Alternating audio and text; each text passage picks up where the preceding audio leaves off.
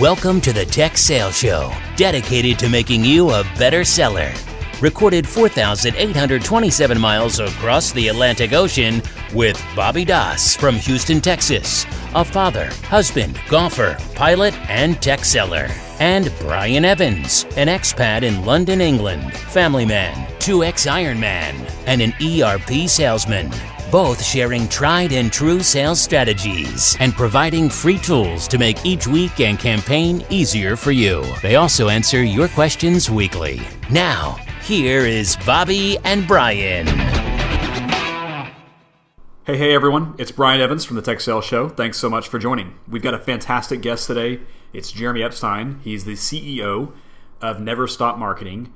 Never Stop Marketing is a blockchain marketing company. Fascinating stuff. I think you'll really appreciate this. For those of you that blockchain and cryptocurrency if it's new to you, I think you'll get a great background and just education on what it's all about and the market opportunity here. He also has a really interesting background too. He went to university, got his undergrad in Johns Hopkins University in Maryland with a minor in German. Then he went on to move to Germany to go to university, and then he moved to Japan to go to university. So a fascinating educational background that led to a really interesting career. So we really enjoyed the podcast. We thank Jeremy for joining. So if you have any feedback on it, please let us know. If this is your first time to check out the Tech Sales Show podcast, thanks for tuning in. We really appreciate that. We are focused on helping sellers in the technology industry up their game. We always talk about average being the enemy. And we help tech sellers with tips and tricks. We bring on great guests. We provide a lot of great tools and content. So, and we do it all for free. So check us out, bobbyandbrian.com. We've done a number of series on impeccable first meeting preparation, on territory planning, on negotiation, cold email tips, and we just are finishing up a series on career development. So, thanks so much for joining. If you have any questions at all, hit us up, info@bobbyandbrian.com. And now, here's Jeremy.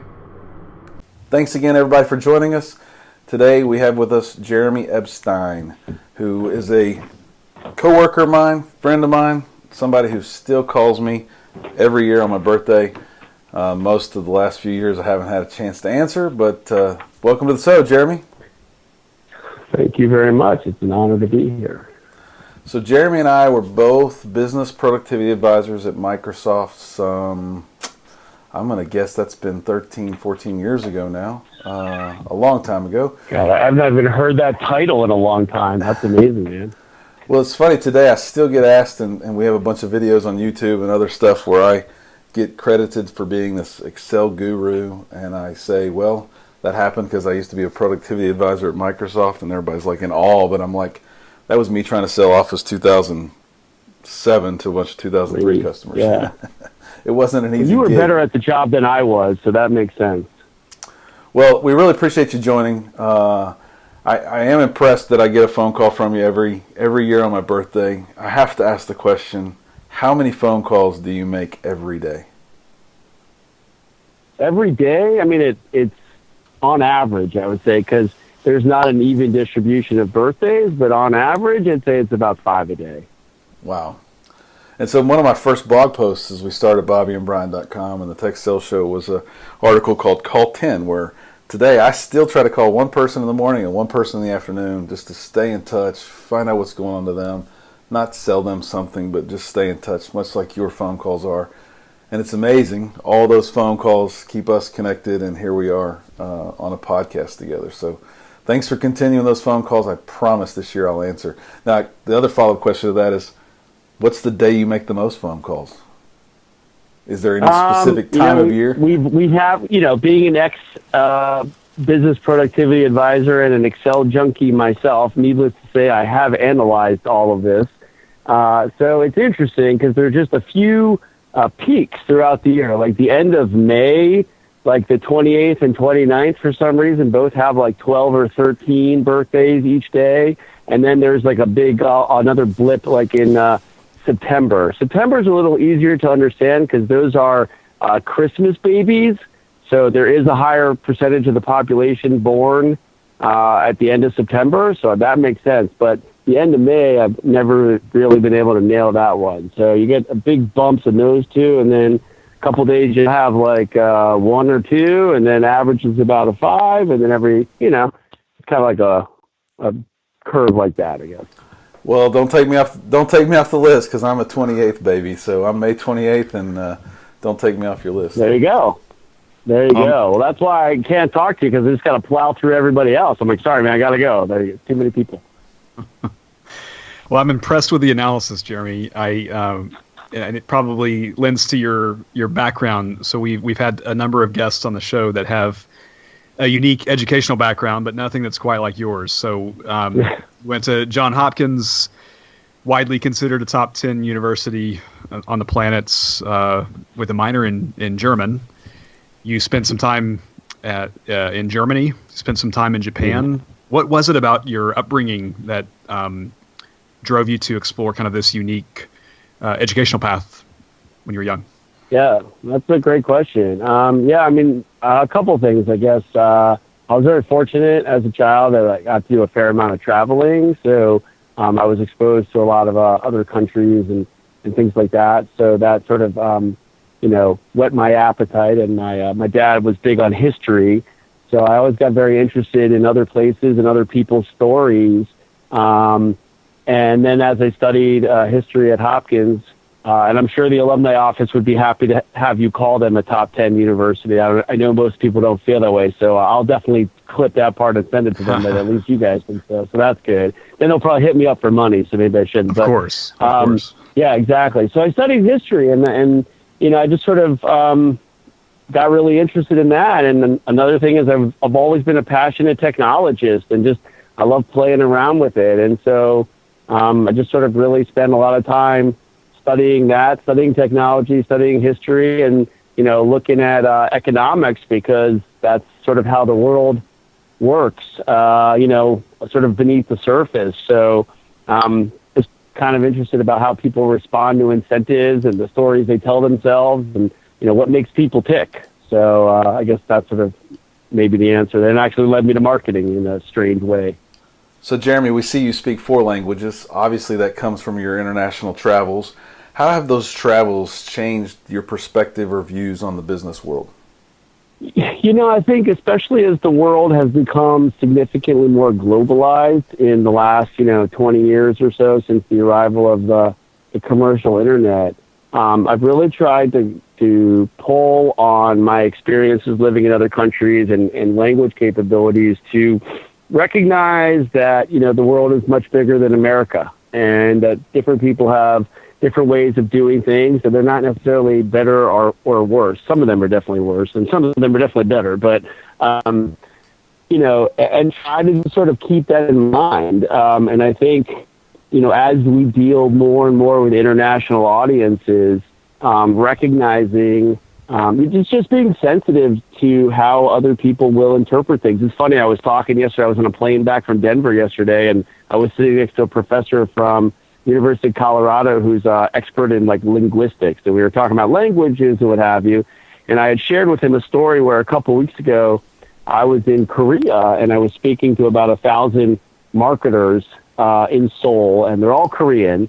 And it was a really interesting challenge for me because I knew that I couldn't go at my normal 100-mile-an-hour pace, and I also knew that I had to kind of be thoughtful about my vocabulary, because I just was aware that the speed and the extensiveness of my normal vocabulary wasn't going to effectively convey the message. So that was just an interesting kind of conversation. And another thing I tell people that I see Americans do a lot that kind of always gets me a little bit nervous is they'll use metaphors and analogies that are very uniquely American, like, hey, let's get this off over the goal line, or, let's get the final 10 yards or something like that, or hit it out of the park. And a lot of those things just make no sense to foreign audiences. So you just have to think about that. But I think that skill helps you just bring it all the way back when you think about sort of as a salesperson or as a marketer really communicating with your customer, your prospect, your audience. and where are they coming from culturally? Like, I tell people you can't even make movie and television references anymore because none of us watch the same shows. So you should really just think about those types of things. So that's kind of some of the ways that I think it informed my activities. Yeah, I think it's been one of the biggest learnings for me here in the UK. I originally from Texas, and if a company is headquartered in Dallas or in Houston, right, if they're looking for economic growth, they're expanding to Colorado or Louisiana or spreading across the U.S., which isn't a very difficult thing to do from just a commercial standpoint. There's not a lot of barriers or right. to further liquidate yourself. For a company in the UK, it's as big as a commercial engine as London is. You've got to expand to Paris and to Barcelona to have a bigger presence and to grow economically. And I think that's been a major learning for me. And to your point, just in the UK alone, there are 400 different words in the Oxford Dictionary that are meaningfully different than the U.S. dictionary, and it's important to know the nuance. Customers that you work with expect you to know those nuances. Yeah, I think that's an amazingly important point. It's like, look, my experience, I mean, you live there and been there a couple times. I've been there a couple times, and my experience is like they're pretty tolerant of Americanisms, but making the effort to show that, instead of referring to, an American football game, if you throw out a Premier League reference or, which is always dangerous depending on who your audience is, because they take it pretty seriously. You're like, hey, what about Chelsea? And they're like, no, I love Arsenal. You must die. That's a different story.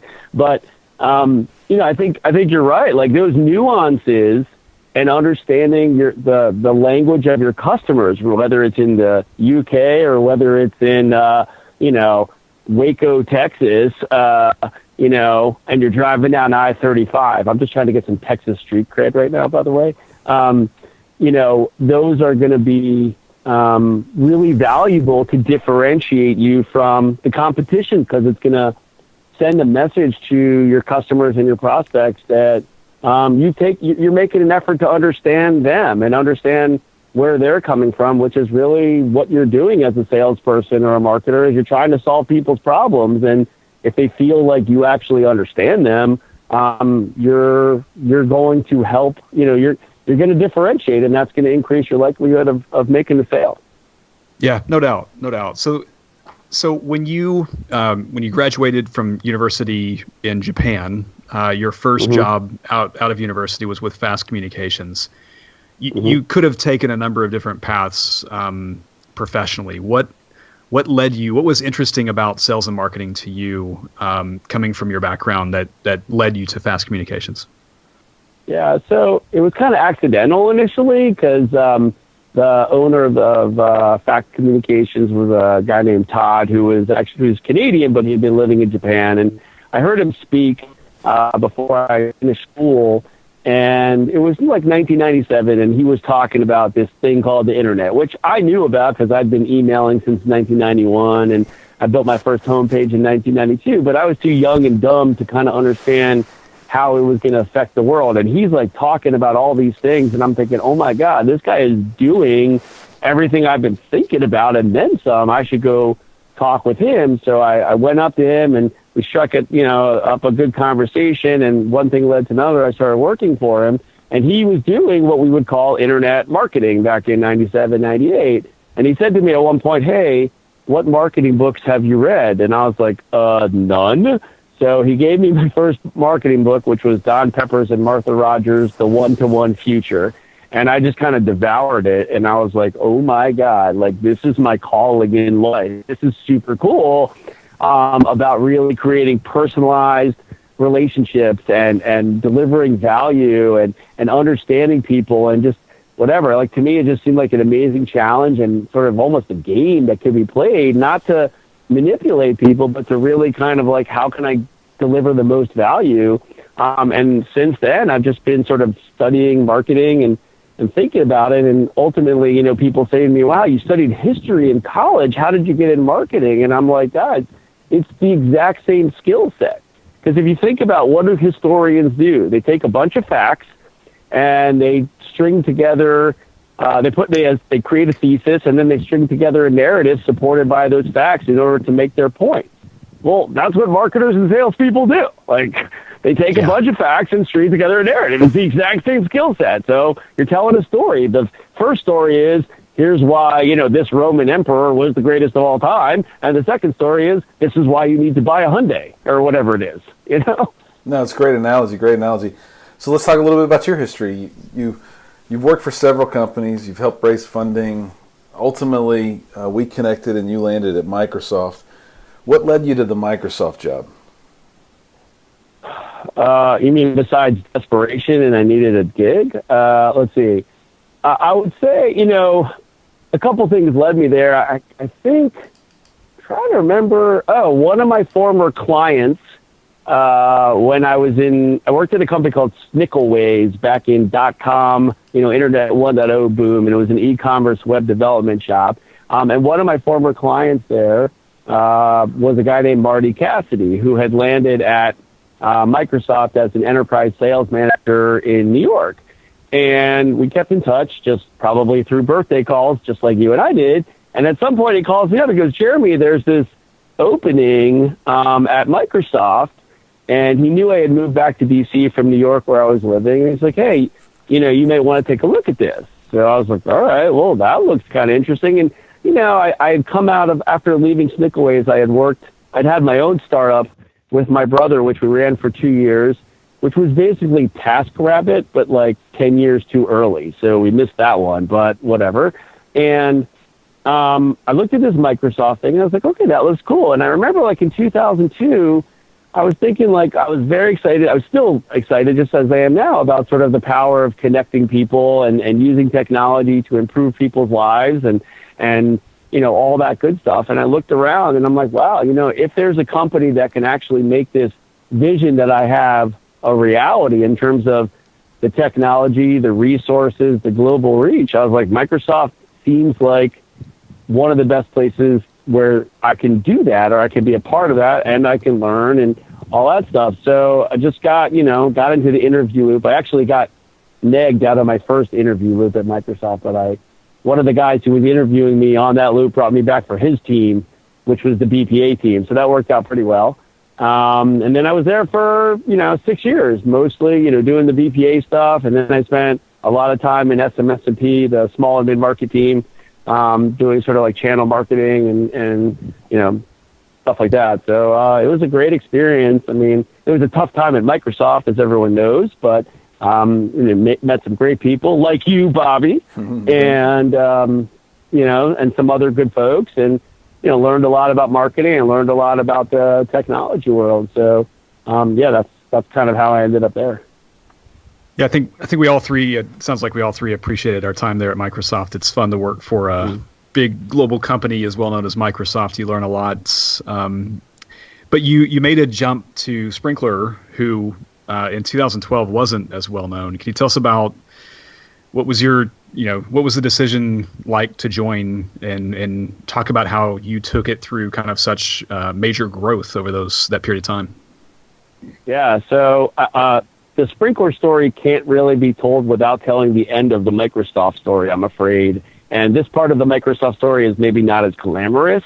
I was sitting in a room in Bellevue, Washington, in Lincoln Square with about 20 to 25 other people on the Microsoft partner team. And we were sort of like discussing ideas of what we could do to sort of generate awareness and activity from our partner channel. And I sort of say, this is like early 2008. I go up and I'm like, there's this new thing called Facebook, and I think it could be a really interesting way for us to, connect with our partners and our customers. So there was a guy whose name I won't mention right here, but he gets up and in front of everybody, he says, quote, "That is the dumbest effing idea I've ever heard. We don't control the platform. We don't control the content. It's coded in PHP. Like, what's wrong with you?" And I'm like, okay. So that was kind of humiliating. And I walked out of the room and I was thinking to myself, all right, I don't know what the future of marketing is. And Microsoft's been immensely successful for the last 30 years doing what they do. But my hypothesis is that the arrival of these new, social media things like LinkedIn and Twitter and Facebook are probably going to change marketing. So I kind of want to explore that, but Microsoft's like an aircraft carrier and they want to go to the left, and I'm a guy in a canoe who wants to go to the right, so I'm going to lose that battle. So basically I was like, I got to go explore this. So it's tough to leave Microsoft because it's a great gig and we love the benefits package. Let's be honest, that was pretty damn good. Of course. And I know it's like the gold standard there, but whatever. So I left and I started Never Stop Marketing in like spring of 2008, I guess 10 years ago. And the premise of the consulting firm was not so much how do you use Facebook and Twitter for advertising, but more like how do you rethink the way you do marketing because of the arrival of these technologies. So I spent 3.5 years sort of exploring that, and I wrote a couple books, and it was all about community and connectivity and finding your raving fans. My personal favorite moment during that entire period was when I got a call about 2 years later from the head of worldwide sales and marketing training at Microsoft saying, people are really interested in this social and community marketing thing. Do you want to be the worldwide instructor for our course? And I'm thinking to myself, you could have had it for free, but if you want to pay through the nose, okay, we'll do it your way. That's fine. So, it was crazy. They sent me all over the world. By my own count, at one point, I probably shook hands with more Microsoft marketers than like the CMO of Microsoft did. I touched like 1,700 individuals during 1 year. I actually joked that I had such a good line of business from this particular work that I had a plaque made and I dedicated a room in my house to the team there because it was so great. But one of the things that happened, one of the people I met through these courses that I was teaching reached out to me and he goes, Jeremy, a lot of the things that you're talking about is something that one of my good friends talks about. It sounds like you guys are saying the exact same thing. You should really talk to him. And I'm like, all right, I'll talk to anybody. So I get a phone call from this guy, Raji Thomas. I still remember where I was. I was driving to the airport, and he's like, okay, I read your blog. It looks like total shit, but it's really brilliant. And I'm like, thank you, I think. Like, what do I say to that, right? So he goes, you need to come work for me. And I said, I really appreciate that, man, but like I got a really good setup here. Like either like Microsoft's flying me business class around the world to go like pontificate, or I sit at home in my shorts and I walk my 4-year-old to nursery school. Like it's a pretty good gig. And he's like, no, you don't understand. I'm going to build the next big enterprise software company. All the marketers out there are just like old school brand marketers. Nobody understands community and social. You need to come work for me. And I'm like, no, man, I don't think you understand. Like, I'm pretty happy with what's going on. I'm like, I don't want to rock the boat. So for like 3 months, he keeps coming after me. He's like, you got to come work for me. You got to come work for me. So finally he says, look, why don't you come up to New York? I live outside of DC. And he says, come take a look at the software. So I was like, all right, what the hell? So I jump on the train to 3 hours, up to New York, and I go in there and I see Sprinkler. And I'm like, within 4 minutes, I was like, oh my God, this guy has figured out how to do everything I've been talking about at scale. Because the big issue with all of these sort of ideas I was talking about in all my sessions was I did not know how to do it at scale. People would say, Jeremy, I love this, but what do we do at scale? And I had to make up some sort of BS consultant answer because I didn't know. But I saw Sprinkler and I was like, oh, wow, this guy's figured it out. So I came back from New York and I went to my wife and I was like, okay, I'm going to take a 75% pay cut and I'm going to go work for this crazy guy for this startup. They just raised their first round of financing. There are 30 people in the company and the company's valued at like $20 million, but I think it's a good idea. And she's like, you're insane. And she's still unhappy about it. But basically the pitch that Raji made to me, he goes, Jeremy, you have this theory about how marketing works in a social, hyper-connected, customer-empowered world. I'm basically going to give you a laboratory to test your theory out. So I'm like, okay. So basically what we did is we implemented sort of the theories that I had built up. And what we found over the course of 3.5 years is that for the most part, like it worked. Now I certainly did not do it all by myself. Like, amazing team, great technology, great CEO, all kinds of things have to go right. But fast forward 3.5 years, 4 years, and we've grown to 1,400 people and a valuation of 1.8 billion. So that was a pretty remarkable ride, as you can imagine. And I just feel like incredibly blessed and fortunate to have been a part of it. That sounds like an amazing journey, and those things, 25% of your income might not have been nice, but when you're doing exactly what you're most passionate about, it makes going to work a whole lot easier every day, for sure. So, yeah, for sure. Those interesting experiences, and now it's kind of, correct me if I'm wrong, I think the average person is a lot like Bobby Doss, 90% plus. Broadly think blockchain and cryptocurrency is in this bucket of, quote unquote, it's interesting, it's the future. They may have a Coinbase account of some sort, but where do you think we are in this technology curve with where we're at today? Cryptocurrency, etc., Bitcoin. Right.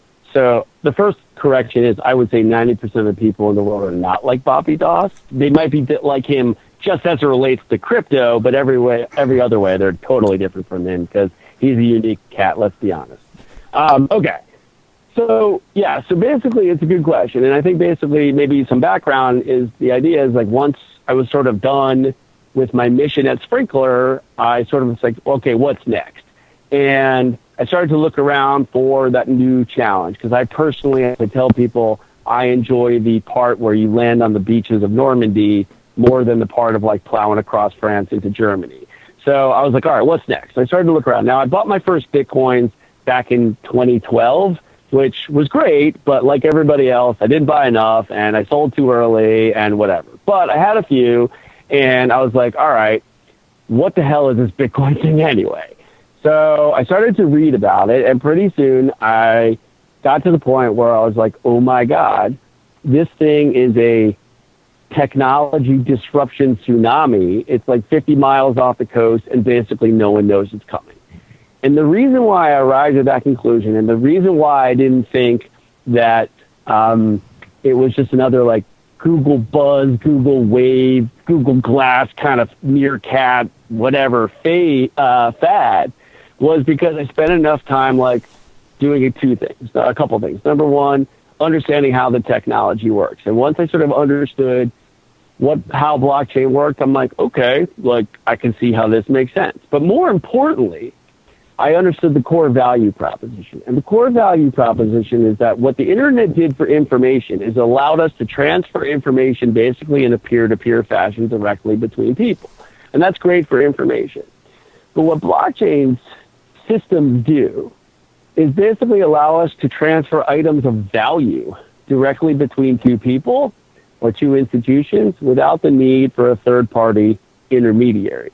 And that's a pretty big deal because in order for commerce to work at scale, you have to have consensus about who owns what asset at what time. Because if I send a picture of my kids to you guys, we both have a picture of my kids, it doesn't matter. But if I send a picture of like the title to my house and you guys have it and I have it, well then how does everybody know who owns the house, right? And if you aren't clear about who owns the house, no one's going to buy the house because they don't want to get caught up buying it from the wrong person, which is why we have title insurance.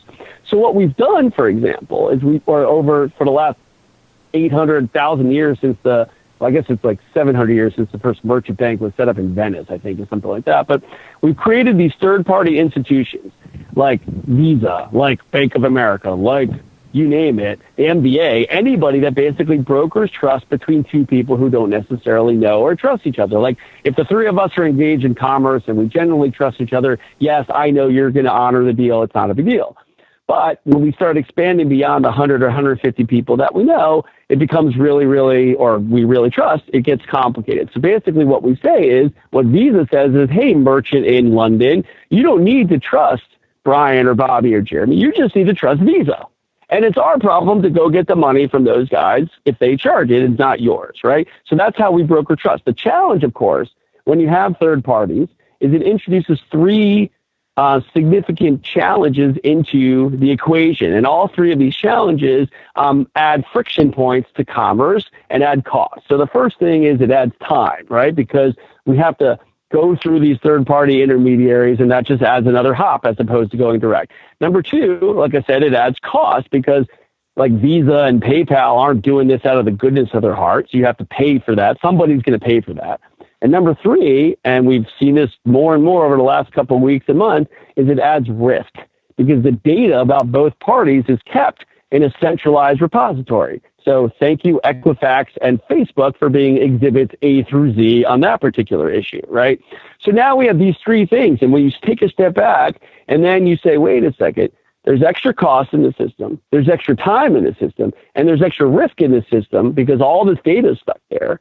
You start saying, well, wouldn't it be better for everybody if we de-risked it, lower the cost, and we removed and we made the friction, and we removed some of the friction and the time so that you could unlock, commerce? And when you understand blockchains at their core, that's the value proposition. And it allows us to have a consensus at scale so that you can do commerce, you can exchange value, decentralized across at scale with people you don't necessarily know beforehand, but you can trust that they're good for it because they own the asset. And you can be assured, and this is where smart contracts start coming in, you can be assured that you're actually going to exchange your item of value for their item of value. And when all is said and done, through the way the beautiful technology works and all the mathematics, that at the end, there's going to be consensus so that everybody knows, now you own my house, and I have the money that you paid me for it, and we all know that. And then going forward, it's very clear about who owns what, and that allows for commerce to kind of continue on with in a much more sort of frictionless environment. And once you understand that, you're like, oh, dude, this is a pretty big deal, and it's something that's gonna it just seems to me, having been through a couple rodeos right now, that it's pretty inevitable, just a question of time. It's a great explanation. I think that will certainly help me. It'll certainly help the audience as well. And I think you're, given the borderless nature of blockchain in general, your global background had to contribute a major part of your ability to execute here. If let's say that you're in the shoes of a up and coming account executive in the technology industry, what should you be doing to prepare yourself for this shift? And let's say that maybe you even want to look at, what is my career going to look like in the next 5 or 10 years? If you were to put yourself in their shoes, Jeremy, what would you be thinking about if you're them? I think it's really one action and one habit that I would immediately do. The first is, and I don't really care how much we're talking about. The first is, if you don't own some crypto, go buy some. Now, I'm not even talking about this from an investment perspective because I'm not giving investment advice here. I'm saying it from a purely educational perspective. If you were to spend $250 on a course, go say, you know what, I'm going to spend $250 and have Bitcoin. Because once you own it, then you can start saying, okay, how does this work? Because the only way to really understand how the technology works is sort of by playing around with it. So set aside some sort of play budget and practice sending things and things like that. Just start doing that, because that will invariably lead you down the path and you'll start to put pieces together, number one. And number two, and this was actually a conversation I had with the professor on the plane yesterday, that's one of the challenges of the current educational model that we have, at least in the States, is people tend to think, once I finish college or maybe once I finish graduate school, my quote-unquote education is done. But and he was telling me this really interesting stat that people who got their PhDs 50 years ago, 95% of them are still in the exact same field, right? And it's this stasis of knowledge. He says, but that doesn't work anymore because now things change so quickly that you can't kind of just assume that what you needed to know when you were 24, 27, whatever, is all you needed to know for your career. So the habit I tell people is you have to commit. And this is what I tell my kids and whatever. You have to commit to lifelong learning. I have a habit where every Saturday morning, basically from 9:30 to 11:30, my kids and my wife are all out of the house. It's totally quiet. no distractions, no phones, nothing. I sit down and I've like literally printed out like 6 or 7 of the best articles that I found that week. And I just read them. And like 2 hours, and it's like deep thinking time. Now that's for me. Other people have their own approaches, and I don't really care what it is. But the successful people that I've seen, I saw this with my CEO at Sprinkler. I saw this with my CEO in Japan. I've seen it over and over again. Is the most successful people are the ones who have built an operating system for their lives in which a key module is lifelong learning. And maybe as listening to the Bobby and Brian podcast every week religiously and telling all your friends about it, that could be a great way to do it. But whatever it is, they're like, this is my lifelong learning commitment, and they do it. So that's what I would say is to understand crypto, like go get a little bit and start playing around with it. And then whatever it is that you want to kind of explore, commit to lifelong learning and dig in that. And if you do that, it's going to position you better, because the one constant in life is change, and it's changing ever faster. And I think that's the only way that you're actually going to, no one can keep up, but that's the only way you're going to actually feel somewhat better prepared as these changes start coming at sort of the fast and the furious model of changes over the course of your, if you're in your 20s, I mean, the amount of change we're going to see in the next 50 years, I can't even get my head around it, because if you think about the last 20 years, internet, mobile, social, and now crypto, I mean, any one of those is huge, but now all 4 of them? Are you kidding me? Yeah, it's crazy. And I love hearing how you keep up with all this stuff. That's one of our last questions normally, is how do you keep up with all this stuff? Because we are changing so fast in the tech world. Everyone seems to be struggling with it. And you work at Microsoft, the portfolio is so big there, but then you think about every other supporting company. It's crazy what we're all trying to keep up with. To that point, Brian and I both read your article on you love your article on 14 rules of growth marketing. We both picked out our favorite one. My favorite one is rule number 10. Don't let the perfect be the enemy of the good. I have to adapt to this every day as a perfectionist by soul and being. I had to learn how to let go and make sure that the good got out the door, or nothing would ever happen. I think we re-recorded our first episode on this podcast like 6 times at my fault, and then we started unscripted and doing it much better. So, nice. Brian, what was your favorite one? For me, it was number 13. It was communicating the strategy. We just finished up a series on territory planning, and whether you're an individual contributor, whether you're a manager, it's all about calling your shot. And if you don't know what it is, what strategy it is you're executing on, and you're not deliberately calling it out, then you're not going to be able to make a course correction at the end of that quarter. You're always shooting blindly. So it was a great article. We'll certainly post this on the show notes. Yeah, thank you. I'm glad you guys enjoyed it. So, I guess, Jeremy, we only have a few more minutes left. If you were in the shoes of an up-and-coming sales rep, hopefully we rewind to those days when we were BPAs and we were both doing some marketing ourselves, we were doing some selling ourselves, we depended on a big virtual team. As a guy who's global and been around a long time, what would you be recommending them to do to not just be an average rep? It's a great question. I guess the way I think about these things is, one of the things that I've realized now is that people really respect when you tell them the truth. And not that people lie, but like, especially a lot of times it's that people are afraid to say what they're really thinking, because they're worried about, like, sabotaging the deal, or they're worried about offending the person, whatever. Now, I'm not advocating being rude, but what I found, especially as you get higher up, the corporate ladder, like, if you understand enterprise or even any politics, and I live in DC, which I tell people is like ground zero for the Twilight Zone right now. But, if you understand politics, like, as you get higher up the organization, there are fewer and fewer people who actually will tell you what's really going on, because there's so many people kissing your butt. So I think the way that you can differentiate as an up and coming salesperson is like, obviously do your homework, be prepared. But when you have that opportunity in front of like a key decision maker, like, you can differentiate yourself from everybody else who walked through the door by just like almost speaking as if the sale's not on the line. it's like you have to get yourself out of the mentality of like, I need to close this deal or else I'm going to get fired. I need to close this deal. Like that, people can smell that, and they can smell when they may not be able to articulate it, but they can sense whether you're telling them the full story or you're telling them what you think they want to hear. And I would just encourage people to be like, look, go in as prepared as you can and tell people why you're saying what you're saying. And if you've done your homework and if you are well read and you are prepared, like they're going to respect that more often than not. And it's counterintuitive and it's scary as all can be. And when it blows up, because it will, you're going to get beat up. Like, why did you do that? You cost us a deal. Like, that's going to happen.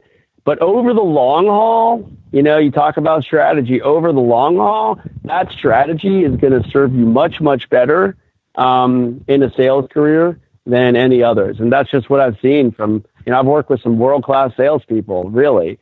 And you just see, like, they're polite, they're respectful, they do all that stuff. But, like, they'll speak the truth to you. And like, you know what? I don't think this is a good thing for you now. Or you know what? You're thinking you want A, you want B, and here's why I'm recommending B. Based on what you told me. It's the stuff you care about. And I think if you can do that and bring it back to their needs and you've given them the confidence that you understand them, or at least you're making an effort to understand them, I think you're going to have you're more likely to have a successful career in sales.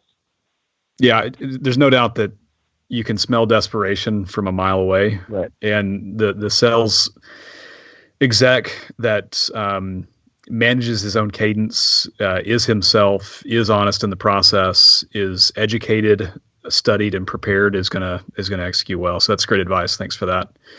Sure. You shared that you kind of collect articles through the week, and then you spend some time at the end of the week just reading and digesting that. What, kind of outside of articles, what books are you reading? What authors do you, whenever they release their next book, what do you run out and get? I've got like 10 books on my bookshelf right now, and I kind of flip through a bunch of them. I'm all over the place. I do actually have a recommended reading list on my blog, which we could post, I guess. So that's for people who want to get into marketing. It's like my all-time 10 greatest hits. But these days, I'm actually listening. I do a lot of audible listening too. I'm listening to Skin in the Game, Nicholas Nassim Taleb's new book. He's pretty intense, so he makes you think. I'm reading The Attention Merchants, which is by a professor at Columbia. It talks about like how we've been like getting people's attention, packaging it and selling it. Like, thank you, Facebook, again for that one. And then I've got, all kinds of stuff. Those are sort of two, but yeah, just there are probably 8 or 9 others that I sort of just pick up and read a chapter and then put it down and what have you. Those are sort of the two that I guess come to mind right now. So one last question for me, and then we'll wrap it up. You seem to be in front of a lot of things over the last decade, Sprinkler, etc. What do you think is the next big thing that Microsoft executive might tell you is the most effing worst idea he's ever heard that we should all be thinking about, whether we're in tech sales or not?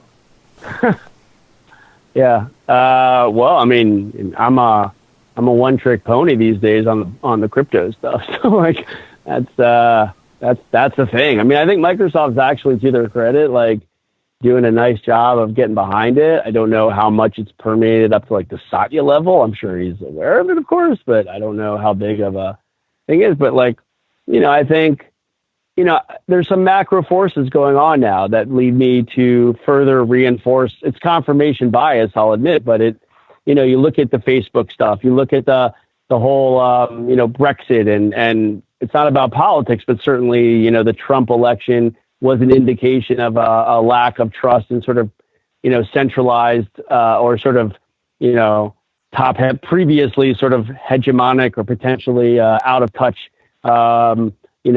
entities. That's one interpretation, of course. Same thing for Brexit. Same thing that happened in a bunch of other countries like Italy and France to some extent, well, not as much. But, so I think there have been these larger forces which make me wonder if people are going to start saying, this trade-off that I'm making about all this quote unquote free stuff in return for my data and privacy, like I'm not 100% comfortable with that. So maybe that's wishful thinking. That's part of it. But then I think the second part is the ability to decentralize economic power, and that drives financial inclusion, and that drives sort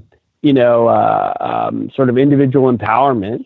And then maybe like some of those larger things like a climate change or whatever. So I start to see all these things. And I mean, for me, the beautiful thing about crypto, and, my brother tells me I've drunk way too much Kool-Aid, which I probably have, but I think that the beautiful thing is that it offers the possibility of aligning incentives between individuals and communities, which we don't really have right now. And so I think thinking about how to use this to really drive value, but also drive worthwhile community and societal goals while giving individuals, a better life in however they define that, like, to me is exciting and appealing. So, like I said, I'm hanging my career on the fact that this thing is a game changer and not a fad. So I do have some skin in the game on this one. But, I think to me, it's like the internet all over again, but bigger. How's that for hype job? There you go. I like it. So two last things for you to share with our listeners, and then we'll say thank you. How do you want our listeners to find you and what you're doing, number one? And then number two, what can our listeners do for you and Never Stop Marketing your company? Oh, thank you. That's very nice of you. Neverstopmarketing.com is the best way to get started. You can go from there, and LinkedIn and Twitter, but that's the home base, if you will. And as far as if people are interested in understanding more and participating, and like, I do not have all the answers by any stretch, but I blog 5 days a week, neverstopmarketing.com/blog. And I'm always throwing ideas out there. And one of my favorite things is I'm very fortunate to have a decent sized audience globally of people who read this stuff. I don't know why they don't have anything better to do, but whatever. And they read it, and then they'll come in with comments and ideas. And, it's all part of sort of this exploration of what's happening in real time. So if this is something people are interested in, like, that would be a great way to do it, I would say. So. Outstanding. Well, we'll certainly include links to your sites and everything on our show notes for this at bobbyandbrian.com. Jeremy, we can't thank you enough for carving out some time for us to join the podcast. Thank you very much. It's my pleasure. Thanks for having me, guys. Thanks, Jeremy. Thanks for listening to the Tech Sales Show with Bobby and Brian. Subscribe to their email list by going to bobbyandbrian.com and follow them on Twitter at Bobby Brian Sales.